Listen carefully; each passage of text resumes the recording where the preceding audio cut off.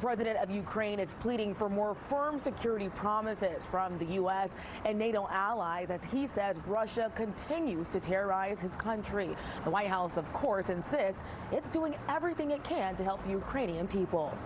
This is genocide. Sunday on CBS's Face the Nation, the president of Ukraine said Russian President Vladimir Putin is out to destroy his country. Elimination of the whole nation and the people.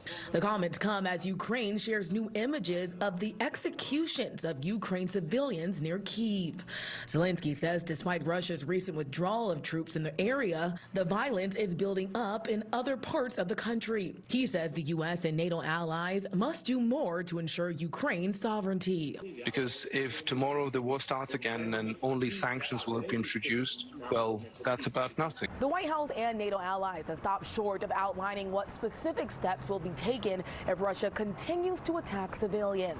But Friday, the Pentagon did announce it's sending another $300 million worth of military supplies to Ukraine to help them fight back. Right now, Russia is building its forces up in the northern and eastern region of Ukraine. They may be regrouping. On NBC's Meet the Press, Secretary of State Antony Blinken said he believes Russia isn't backing down. They may be focusing on the east, but let's keep in mind they still have the ability to wreak massive death and destruction, including in places like Kyiv with air power and missiles. We're focused on what they're doing, not what they're saying. Zelensky says he's keeping the door open to peace talks. If we don't want hundreds of thousands, millions to die. But says he wants a 100% withdrawal of Russian troops from Ukraine.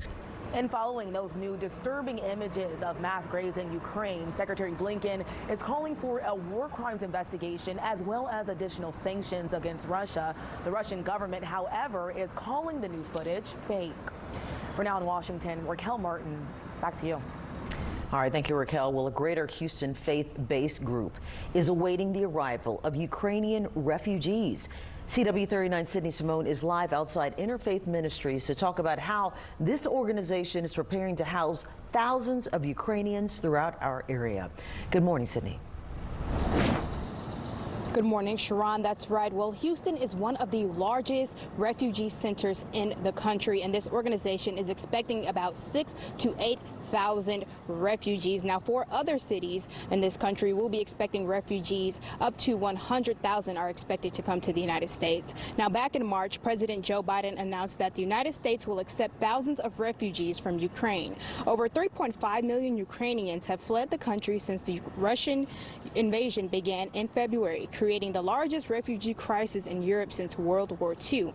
Martin Kaminsky, president and CEO of Interfaith Ministries for Greater Houston, says the organization works closely with the refugee families for a 6-month period following their arrival.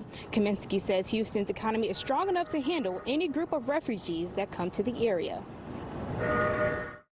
Houston is a diverse community, and I think this is our opportunity to show and share that diversity and that respect for people of all backgrounds, to welcome people whose lives have been disrupted needlessly, sadly, and now need to rebuild their lives here.